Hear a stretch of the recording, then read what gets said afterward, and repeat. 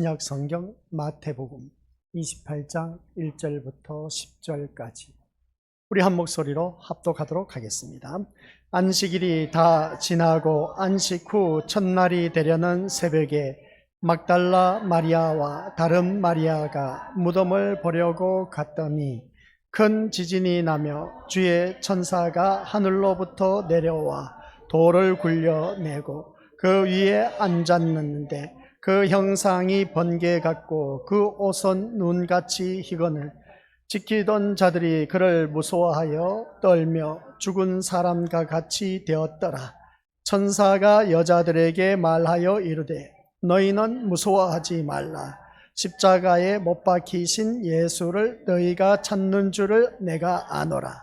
그가 여기 계시지 않고 그가 말씀하시던 대로 살아나셨느니라. 와서 그가 누우셨던 곳을 보라.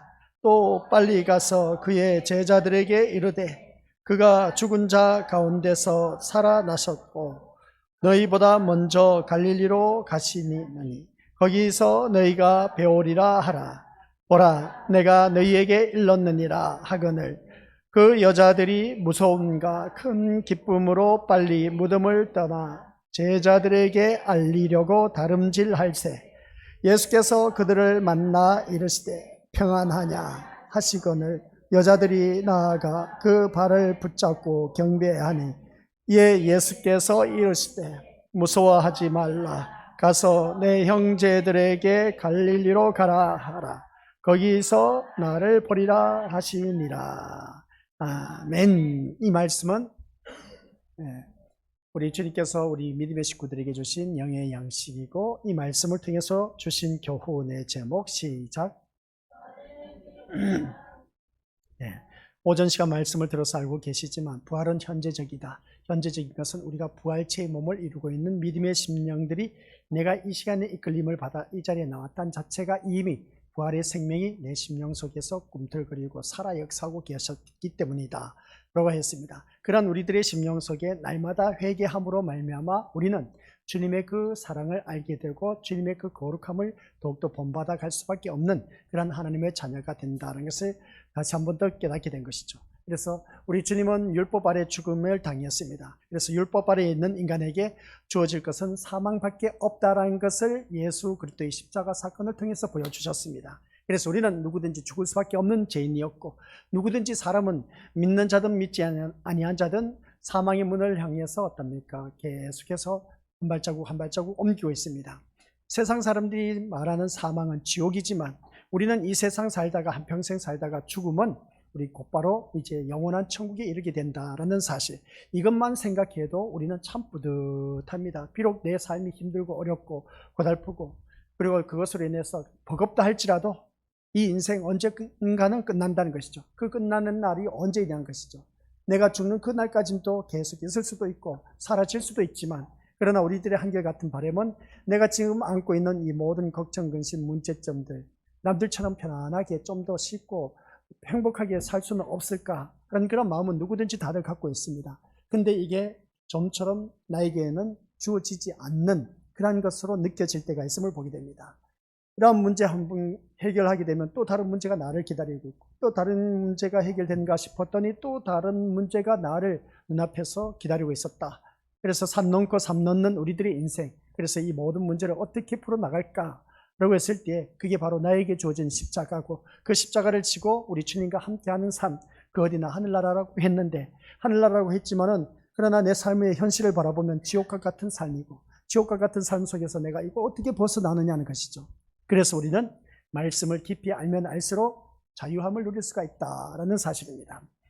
그래서 인간이 사망에서 자유롭게 되는 길은 오직 율법에서 해방되는 길밖에 없다라는 것이었습니다. 그래서 이 율법에서 벗어나는 것이 무엇보다도 중요하다라는 것인데 율법에서 해방된다는 것은 곧 율법이라는 사망의 권세에서 해방됨을 뜻하는 것이고 곧 우리에게는 생명을 의미하고 있다는 것이었습니다. 그래서 안식 후 첫날에 무덤을 찾아온 그 여인들에게 부활이 경험이 되었다는 것입니다. 이 부활이 경험되었다는 것을 예수님이 살아계신 것을 봤다는 것이죠. 그 말씀인지 뭐라고 했습니까? 주님이 그 여인들 앞에 보여주셨는데 9절 말씀, 예수께서 그들을 만나 이르시되 평안하냐 평안하냐 제일 먼저 묻는 거 뭐라고요? 평안하냐라고 하는 것을 보게 됩니다. 우리 서로 인사하시길 바랍니다. 평안하십니까? 네, 평안하십니까? 물어봐도 이게 내 마음이 평안한 것인지 불안한 것인지 알 수가 없어. 그냥 그런 모습 속에서 일단 우리 주님 앞에 나왔으니까 평안하시기를 주님 이름으로 간절히 축원드립니다. 그래서 우리가 믿음 생활하면서 죽음밖에 모르고 죽음밖에 없었던 여인들에게 부활이라고 하는 새로운 시대가 그 여인들 눈앞에 펼쳐진 것입니다. 그래서 이에 예수께서 여인들에게 말하기를 뭐라고 했느냐? 10절 말씀 보니까 무서워하지 말라. 가서 내 형제들에게 갈릴리로 가라 하라. 거기서 나를 보리라. 내 형제들에게 갈릴리로 가라라고 하는 것을 보게 됩니다. 거기서 주님을 만날 것이다 라고 하는 것을 보게 된 것이죠.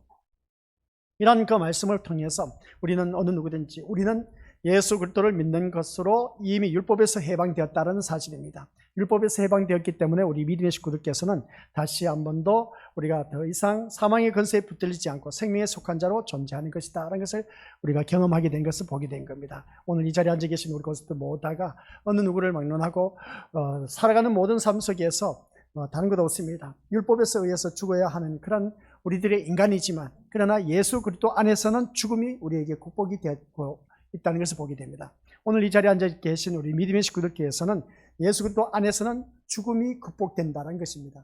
예수님 안에 있으면 내가 죽을 수밖에 없었던 인생이었는데 그러나 거기에서 새 희망을 갖고 새 생명을 얻어서 살아가게 된다는 것을 보게 됩니다. 그래서 죽음을 넘어서는 생명이란 새로운 시대를 살게 된다는 것이 안식 후 첫날에 의미하는 바이다 라는 말씀 내용입니다. 오늘 이 자리에 앉아 계신 우리 고수들께서는 여인들이 안식 후 첫날은 바로 오늘 거룩한 주일 새벽이었습니다. 이 새벽 미명 시간에 주님을 만난 그들의 모습, 그 새벽에 만난 예수님은 다시 살아나신 예수님이었습니다. 죽은 예수님이 아닌 살아나신 예수님이었던 것을 보게 되겠죠. 그래서 우리는 이 예수 그리스도를 믿는 것으로 이미 율법에서 해방되었다. 예수 그리스도를 믿음으로 말미암아 율법에서 해방되었다는 것은 그만큼 율법의 노예화가 되었고 율법에 억압되어 받아왔던 우리들의 모습이었습니다. 더 이상 사망의 권세에 붙들리지 않고 생명에 속한 자로 우리가 존재하고 있다는 것을 보게 된 것이죠. 이것이 바로 예수 그리스도 안에서의 삶이다. 예수 그리스도 안에서의 세계이다 하는 것이었습니다. 그래서 우리는 어느 누구를 막론하고 이제 사망의 권세에서 벗어나서 그럼 나는 죽지 않네? 예, 죽습니다. 사람은 태어나면 누구든지 죽습니다. 그러나 그 죽는 데 있어서 사망의 권세에서 벗어났다는 것은 우리는 계속해서 두려움, 죽음의 문턱을 향해서 가고 있지만 막상 눈앞에서 죽음을 두고 있으면 다들 두려워합니다. 두려워하는 이유가 있습니다. 왜 두려워하느냐라고 했을 때 이 죽음의 문턱을 넘어서는가 동시에 우리의 세계는 새로운 세계가 펼쳐진다는 것이죠. 지옥과 천국이란 겁니다. 천국과 지옥이란 것이죠. 그래서 제가 몇 분들을 장례식을 치르면서 임종 직전에 만난 분들이 있습니다. 만난 직전에 그분들을 바라봤을 때에 죽기 싫다고 바락바락 거품을 품으면서, 개거품이죠. 쉽게 표현하면 막 거품을 품으면서 막 얼굴이 시커멓습니다. 그러면서 어떻습니까? 나는 못 가 하면서 고래고래 소리 지르는 그런 분들을 바라보게 됩니다. 나는 못 가 하면서 그렇게 해서 고래고래 소리 지르다가 이제 숨을 거둔 그 모습 보게 됩니다. 근데 어떤 분은 바라보면 어떻습니까? 조용하게 흐뭇한 미소를 지으면서 어떻습니까? 저 천국을 바라본 것이죠. 그러니까 무슨 말이냐? 바락바락 하면서 소리 지르면서 나는 못 가 하면서 개거품 품으면서 막 발버둥 치는 그런 모습을 바라보면 백발백중 이 죽음의 선을 넘어서니까 지옥이 눈앞에 펼쳐지는 거야. 그러니까 가기 싫다는 것이죠. 그리고 우리 믿음의 식구들께서는 죽기 전에 우리 믿음의 식구들 먼저 죽음을 준비할 수 있어야 된다. 죽을 준비를 하라고 하지 않습니까? 근데 어떤 분은 어떻습니까? 우리 대표적으로 고순내 권사님 이제 제 손 놓고 가세요. 하늘문이 열리시죠? 천국문이 열리시는 거 보이세요? 보이시면 손 놓고 이제 가세요 라고 했더니 흐뭇한 미소로 손을 꽉 잡았던 것을 옆에 있는 자녀들 보는 앞에서 흐뭇한 미소를 지으면서 손을 이제 쏙 넣습니다. 놓으면서 흐뭇한 미소를 짓고 이제 이 세상을 이별한 것이죠. 이런 모습인 겁니다. 그런 모습을 바라봤을 때 우리 믿음의 식구들께서도 이 세상 이별할 때 내 모습이 어떤 모습으로 갈까? 그래서 요즘은 안락사다 해서 어떻습니까? 약물로 인해서 어떻습니까? 그냥 고통 없이 죽는다는 것입니다. 근데 고통 없이 죽는다 해서 그것으로 인해서 끝난 것이 아닌 겁니다. 그 후의 세계가 무섭다는 것이죠. 그래서 우리 믿음의 식구들께서는 지옥 가면 안 된다는 겁니다. 천국 가셔야죠. 지금까지 우리가 신앙생활 해온 것이 얼마나 많은 시간을 투자했습니까? 또 얼마나 주님 앞에 나오면서 빈손으로 나오지 아니하고 헌물을 드렸습니까? 아깝지 않습니까? 지옥 간다는 자체가. 그래 실컷 주여 주여 주여 하는 자마다 다 천국에 못 들어간다고 했는데, 근데 주님 앞에 딱 섰을 때 난 너를 도무지 알지 못하니 내게서 떠나가라 했을 때 그것보다 더 큰 낭패가 어디 있을까? 낭패가 아니죠. 그 지옥에 떨어지는 것인데, 바깥 어두운데 내어 쫓김을 당하는 그런 일들이 주어진데 지옥인데, 그래서 우리가 신앙생활을 깨어 있을 때 제대로 잘 예수님을 믿어야 된다. 그래서 나를 구원하신 예수님만 생각하고 이 자리에 나와서 말씀을 들어야 되지, 내가 세상 것 어떠한 문제를 해결받기 위해서, 내 소원 성취, 내 뜻 이루기 위해서, 내가 남들보다 뭔가 출세하기 위해서 이 자리에 나와 앉아 있다면 그 예배는 헛된 예배고, 그런 믿음으로 백날 해봤자 천국은 못 들어갑니다. 이 세상에서는 어떻게 해서든 살아갈지 모르지만 그러나 천국은 못 들어갑니다. 이 세상보다 더 좋은 세계가, 천국이 우리를 위해서 기다리고 있는데, 그러면 우리 믿음의 식구들은 어떻게 해야 되겠냐는 것이죠. 그래서 죽음의 선을 넘어가기 전에 먼저 미리 준비를 하자는 겁니다. 오늘 본문 속에서도 그렇습니다. 죽음을 넘어서는 생명이라는 새로운 신세계가 우리에게 펼쳐진다는 겁니다. 그게 바로 안식 후 첫날을 의미하는 이 주님의 부활하신 모습. 그래서 우리 모두 다가 예수 그리스도를 믿는 것으로 이미 율법에서 해방되었다는 사실을 기억하면서 더 이상 사망의 권세 붙들리지 말라는 겁니다. 사망의 권세에서 해방되었다는 것이죠. 이게 바로 우리가 예수 그리스도 안에서의 세계라는 것을 말씀드리고 있습니다. 그래서 우리의 믿음의 내용이 되어야 된다는 겁니다. 우리 믿음의 내용은 다른 것이 아니라 예수 그리스도 안에서 사는 삶, 예수 그리스도 안에서 사는 삶은 사망의 권세에서 붙들리지 않고 이제는 거기에서 해방되어서 자유함을 누리면서 내가 언제 죽어도 이제 예수님 때문에 천국 갈 수 있다는 이 기쁜 마음, 이게 바로 우리가 믿는 믿음의 세계입니다. 믿음의 내용이 되어야 된다는 것이죠. 그래서 우리는 어느 누구든지 그렇습니다. 이러한 믿음의 사람에게 예수님의 부활은 막연한 소망이나 기다림이 아니라 지금 내가 살아가는 삶 속에서 현재적이어야 된다. 그래서 내 삶이 현재적으로 우리가 어떤 삶을 살아가고 있느냐, 지옥의 삶이냐 아니면 천국의 삶이냐라고 했을 때에 천국의 삶이면 참 좋은데 그러지 못하고 지옥의 삶을 산다는 자체는 우리 믿는 것들 이 부활의 사실을 현재적으로 바라보지 못하고 있다는 사실입니다. 분명히 여인들은 죽음의 문을 향해서, 무덤을 향해서 가는 것은 죽은 예수님을 바라보고 갔습니다. 죽은 예수님을 바라보고 갔지만 그러나 주님이 그곳에 없었습니다. 안 계셨던 것이죠. 살아 계셨다는 겁니다. 다시 살아나셨다는 것이죠. 바로 이런 그 모습을 바라봤을 때 이 여인들이 얼마나 기뻐했겠습니까? 오늘 이 자리에 앉아 계신 우리 것들, 지금 사회생활 하면서 이리 치고 저리 치고 심신이 피곤하고 모든 상처를 입고 우리가 살아가는 삶의 고통, 그리고 삶의 여력이 없고 눈앞이 캄캄하고 한 발자국도 옮길 수 없는 내 삶의 진퇴양난, 우여곡절이 너무나 심하다 보니까 진짜 살맛이 안 나는 그런 인생, 실망밖에 없는 우리들의 인생이었는데, 절망밖에 없는 우리들의 인생이었는데, 그 무거운 발걸음을 이끌고 주님 앞에 왔을 때에 살아계신 예수님을 만나게 되면 내 인생이 새 생명을 얻게 되어서 새롭게 출발하게 된다는 그런 사실입니다. 이걸 우리가 날마다 체험해야 된다는 것이죠. 이게 바로 현재적으로 부활하신 예수님을 만날 수 있는 그런 믿음의 기회이다. 그래서 보게 된 겁니다. 그런데도 현대 교회를 바라보면 그렇습니다. 예수님의 부활을 말하면서도 여전히 율법에 매여 있다는 겁니다. 우리가 부활의 예수님을 믿는다고 하면서도 불구하고 여전히 뭐라고요? 율법에 얽매여 있다는 겁니다. 그러면 율법이 뭐겠습니까?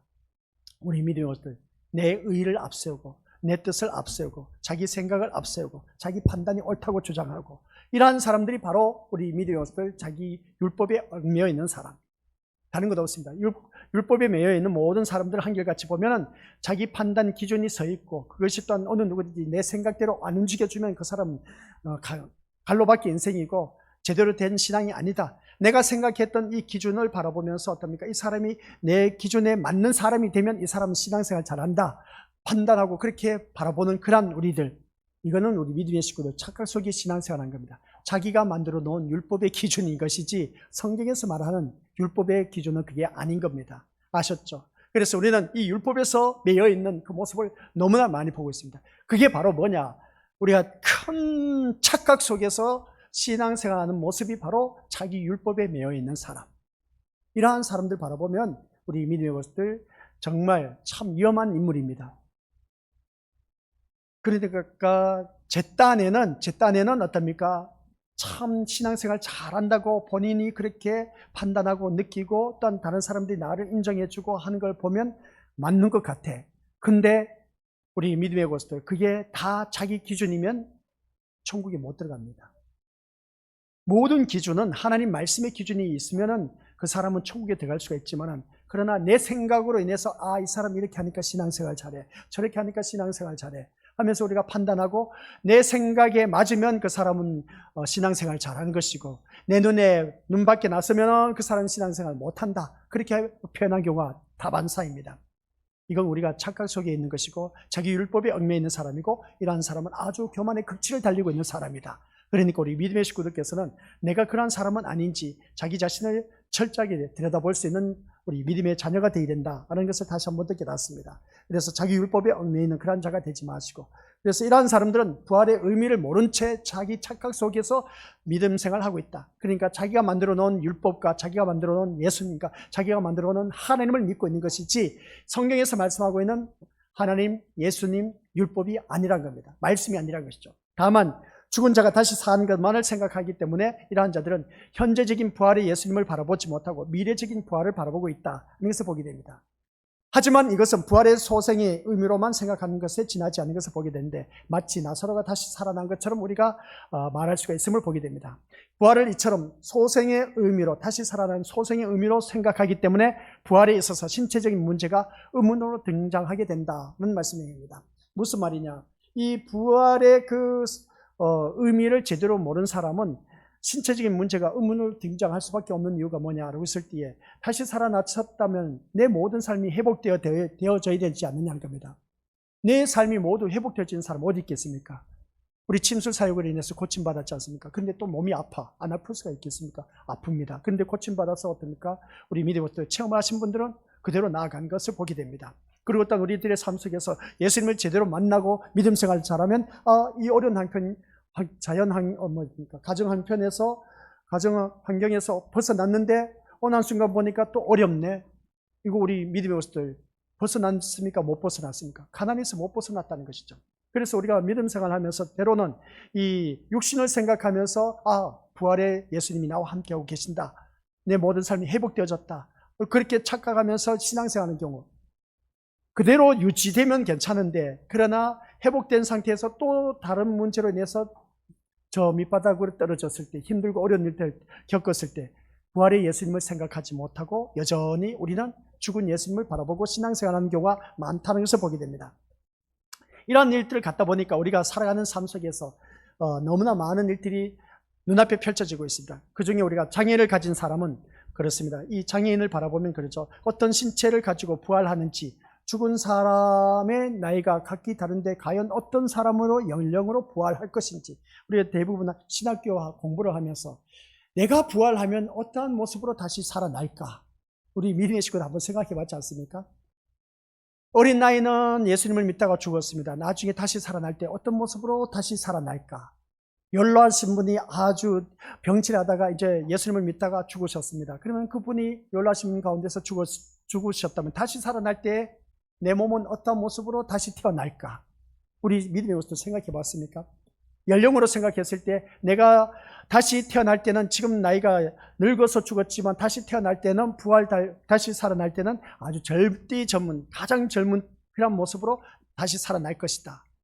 지금 나의 모습을 바라봤을 때 우리 믿음의 모습들 그런 경우가 많이 있지 않습니까? 각기 다 다르다는 겁니다. 또 우리들의 모습을 바라봤을 때 누구는 흑인이고 누구는 백인이고 누구는 황인종이고 누구는 갈색종이고, 그러다 보니까 내가 죽어서 다시 태어날 때는 흑인이 아니고 백인이었으면 좋겠다, 황인종이 아니고 백인이었으면 좋겠다 하면서 그렇게 부활할 것인지, 그리고 또한 내가 이 지역에서 대한민국 살만한 곳이지 않습니까?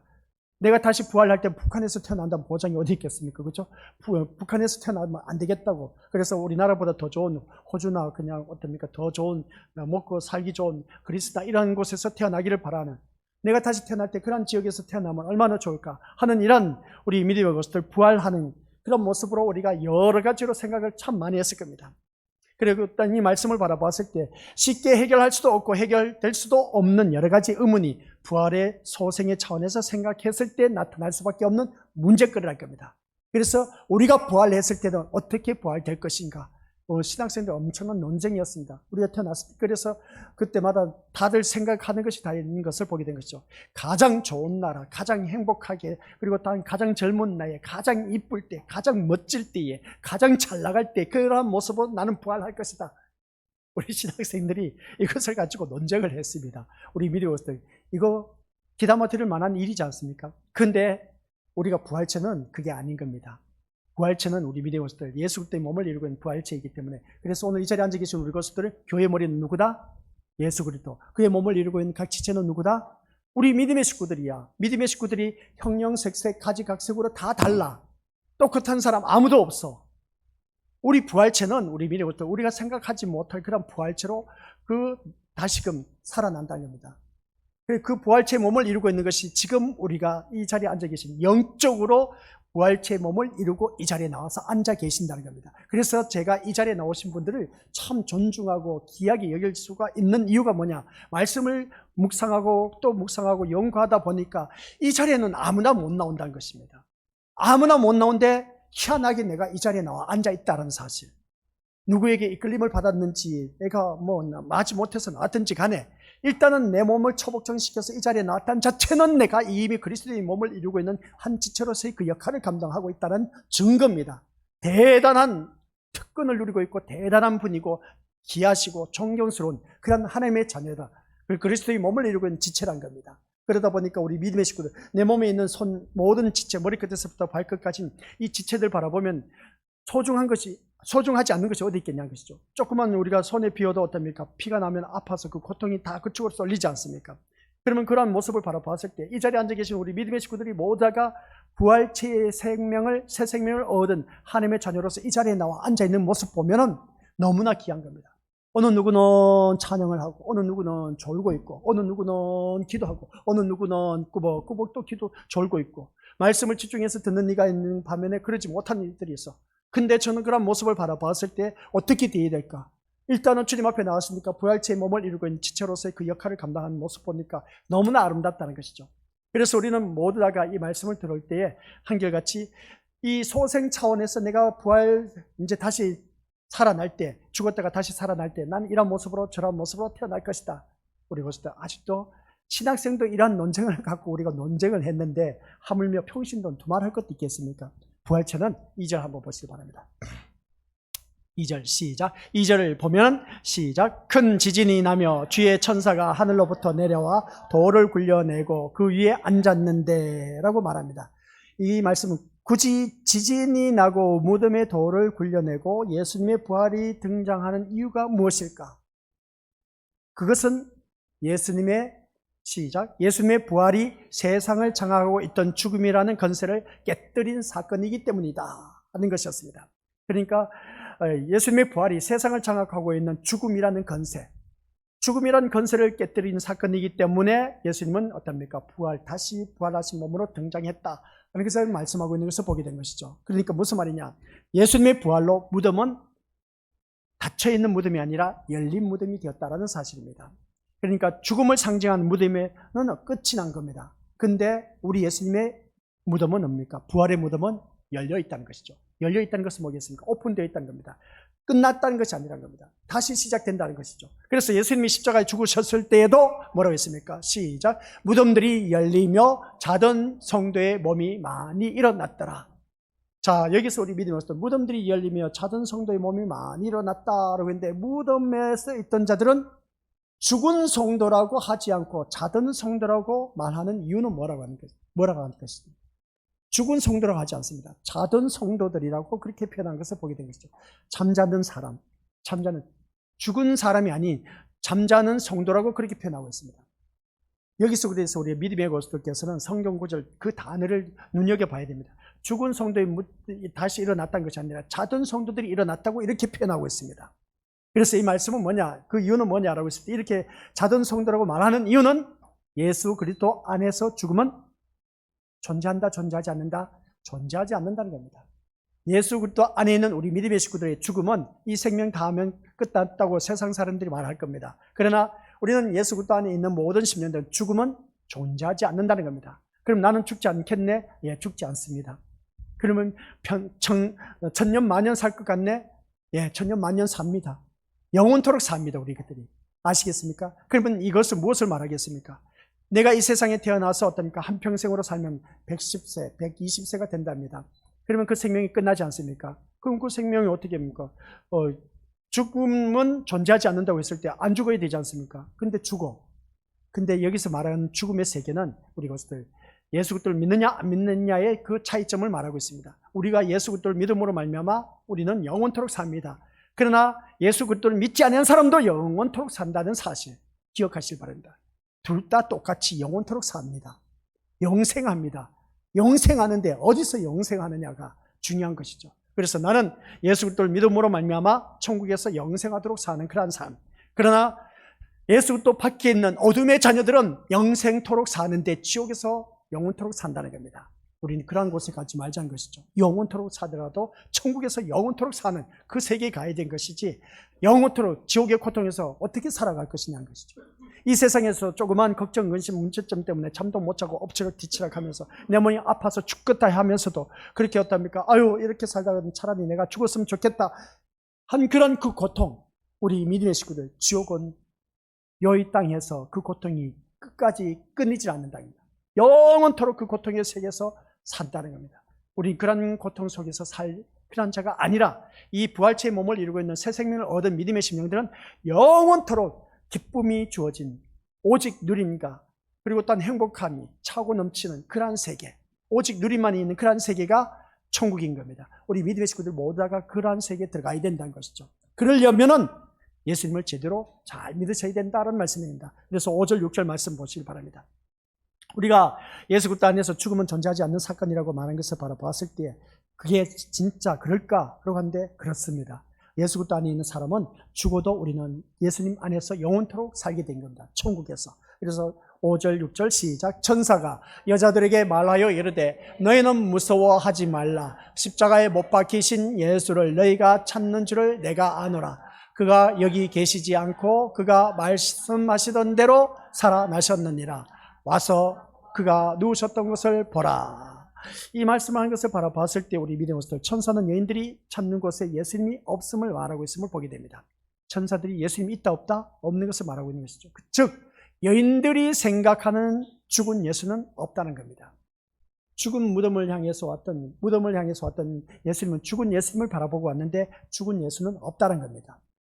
예수님은 없었습니다.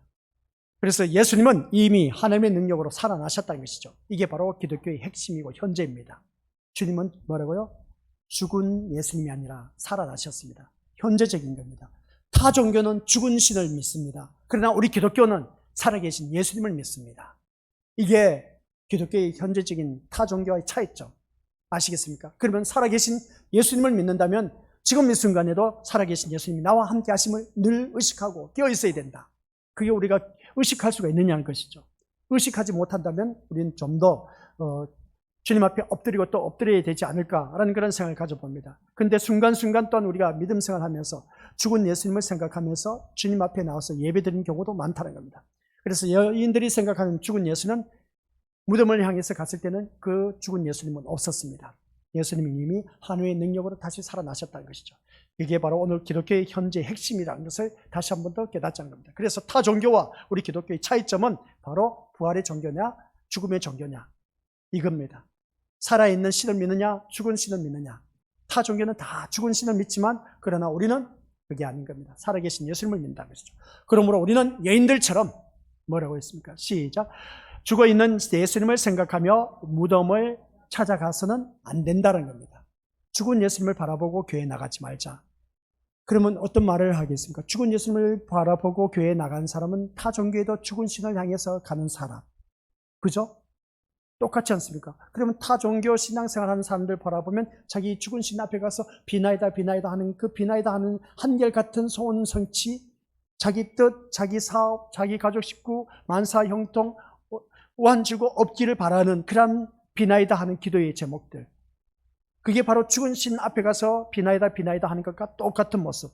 근데 우리도 교회에 나와서 죽은 예수님을 바라보면서 나의 그 세상 사람들 부르짖는 자기 신 앞에 가서 부르짖는 기도 내용과 똑같아. 이것은 죽어있는 예수님을 생각하면서 오늘 교회에 찾아오는 그런 심령들입니다. 여인들처럼. 이런 신앙하지 말자는 것이죠. 죽은 예수님이 아닌 겁니다. 우리 죽은 예수님 앞에 나와서는 이 세상 것 가지고 구하지 말라는 것이죠. 쉽게 표현해서.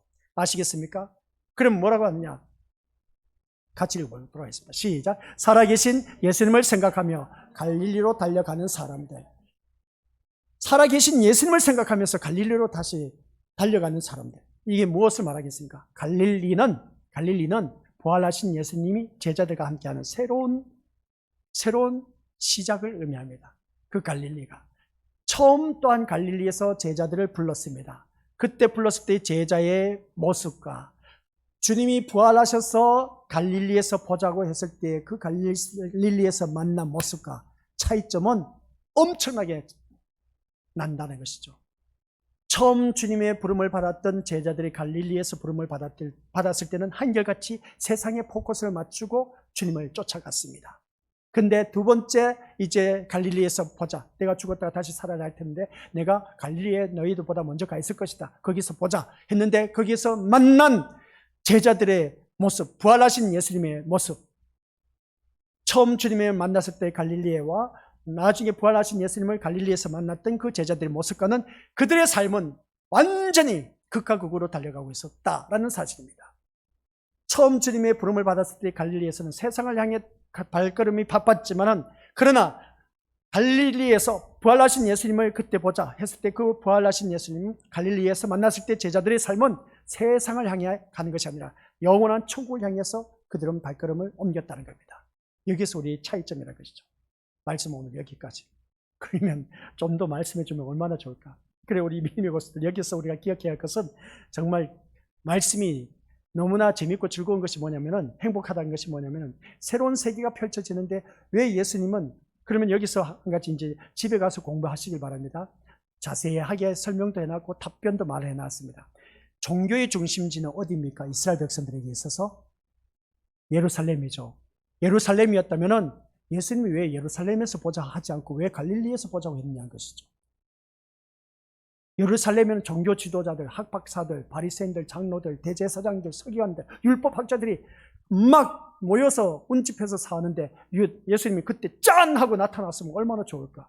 근데 갈릴리는 아주 소외된 아주 가난한 동네, 어부의 출신이 사는 그런 동네입니다. 왜 예수님이 갈릴리에서 보자고 했을까?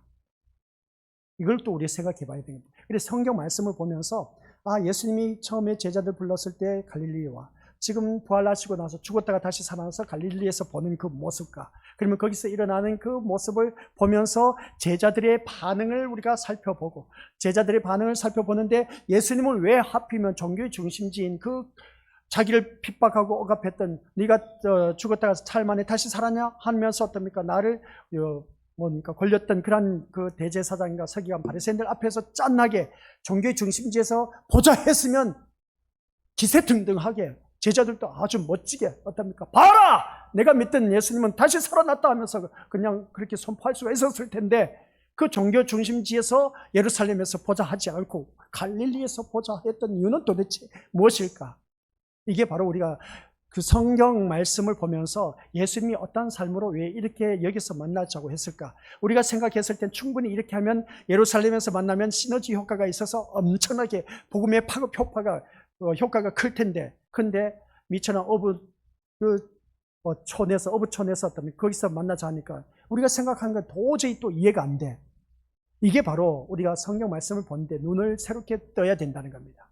우리들의 생각으로서는 충분히 예루살렘인데, 그러나 저 가난한 동네 갈릴리 그 어부의 마을에서 만나자고 하는 것을 볼 때에 이거 왜 그럴까?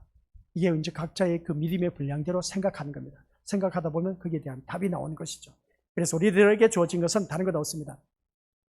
이 갈릴리는 부활하신 예수님이 제자들과 함께 새로운 시작을 의미할 뿐만 아니라 또 우리 믿음으로서들 모두에게 이 십자가 사건이 우리를 죽음에서 건지시고 또한 새로운 생명의 나라에 속하게 된 것을 말하고 있고, 새로운 나라가 시작되었다는 것을 우리에게 말씀하고 있다는 것입니다. 그러면 새로운 나라가 시작된 것은 무엇을 말하고 있을까? 네, 우리가 새 생명을 얻은 그 자체가 벌써 이미 새로운 나라에서 살고 있다는 사실입니다. 날마다 우리는 새로운 세계, 새로운 나라에서 살고 있다는 겁니다. 어제와 다른 세계입니다. 아시겠습니까? 어제 오후 2시 48분이 오늘 2시 48분하고 다릅니다. 새로운 세계입니다. 새로운 나라가 시작된 것입니다. 날마다 날마다 우리에게 주어진 것은 새로운 것이지 어제 것이 똑같이 주어진 것이 아니란 것 아시겠습니까? 시간은 계속 흘러갑니다. 흘러가는데 우리는 날마다 날마다 새로운 나라에 임하고 있다는 것을 기억하시고, 누구와 함께 하느냐가 참 중요하다. 누구와 함께 밥을 먹느냐가 중요하다. 다들 그렇게 말하지 않습니까? 누구와 함께 여행을 하느냐가 참 중요하다. 누구와 함께 하느냐가 참 중요하다라고 했지 않습니까? 오늘 이 자리에 앉아 계신 우리 것들 바로 그겁니다. 세상사 살아가면서도 누구와 함께 먹고 살고 누리고 여행을 가느냐 어디 가느냐 함께 있느냐가 참 중요한 것을 다들 세상 사람들도 알고 있는데, 하물며 하나님의 자녀인 우리들은 지금 내가 누구와 함께하고 있느냐가 얼마나 중요한 것인가를 깨닫지 않는 겁니다. 누구와 함께하고 있습니까? 살아계신 예수님이 지금 함께하고 계십니다. 그러면 우리들의 삶은 날마다 새로운 삶이 펼쳐지고 새로운 나라에 임하고 있다는 사실. 그래서 새 생명을 얻은 자들께 날마다 우리 주님과 함께하는 그 부활하신 예수님과 함께 하신다면 내 삶은 우리 믿음으로서 항상 기쁘고 즐거울 수밖에 더 있겠느냐. 근데 사람이 어디 그렇습니까? 기쁘고 즐거운 날만 있으면 얼마나 좋겠습니까? 좋은 일만 있어야, 세상 결과물로 인해서 좋은 일들이 있어야만이 기쁘고 즐거운데 내 삶을 바라보니까 그게 없어. 혹한 날 그냥 슬픔과 괴로움과 문제투성이 그런 것으로 인해서 얽매여서 살다 보니까 기쁨이 없어. 근데 그러한 와중 속에서도 사도 바울은 어떻게 했느냐? 그 기쁨과 즐거움 속에서 살아갔다. 많은 핍박, 어려움, 고통, 환난 그러한 것을 당하면서도 죽음의 고비, 파선의 위기에 처해서 죽음의 고비를 몇 번씩 맞이했고, 태장에 맞아서 죽을 지경에 이르렀던 것 몇 번, 7번이나 맞았다고 했습니다. 그런 모습을 바라볼 때 엄청난 고통 속에서도 그는 기뻐하고 즐거워할 수 있었던 이유는 누구와 함께하고 계시느냐가 참 중요했다. 부활하신 예수님을 그는 바라보았기 때문에 그 세상 모든 고통을 주반할 수가 있었다. 그래서 세상 모든 것을 배설물로 여기면서 새로운 세계, 새로운 나라, 그것을 바라보면서 그는 믿음의 발자취를 옮겼던 것을 보게 됩니다. 그래서 내 주 예수 모신 것이 그 어디나 하늘나라가 되는 복된 우리 모든 믿음의 심령들 되시기를 주님의 이름으로 간절히 축원드립니다. 아버지 하나님 은혜 감사드립니다. 오늘 오후 이 시간에는, 오전에는 우리가 부활하신 예수님, 새 생명을 얻고 살아가는 그러한 심령들에게 날마다 회개하는 심령으로 거듭나야 된다라고 했습니다. 오후 이 시간에는 부활하신 예수님을 만난 현재적인 나의 모습은 누구와 함께 하느냐가 참 중요하다. 좋은 사람과 함께 있으면 먹는 것도 누리는 것도 여행하는 것도 다 좋은데, 그러나 좋지 못한 사람과 함께 있을 때는 그 삶 자체가 고통이라는 것. 근데 우리는 사람이 아닌 살아계신 예수님이 나와 함께하고 계신다는 사실, 이것만으로도, 부활하신 예수님이 나와 함께 하신다는 그 사실 하나만으로도 우리는 그저 기뻐하고 즐거워하고 행복하며 오직 주님만을 바라보면서 믿음 생활할 수밖에 없음을 다시 한 번 더 깨닫습니다. 그 살아계신 예수님, 부활하신 예수님이 나와 함께 하시며 내 무거운 짐을 함께 짊어지며 그 모든 문제를 해결해 나가신다는 것을 우리가 잊지 말게 하옵소서. 예수님 한 분만으로 만족하며 살아가는 우리 모든 하나님의 자녀가 되도록 축복하여 주옵소서. 예수님의 이름으로 기도드립니다. 아멘.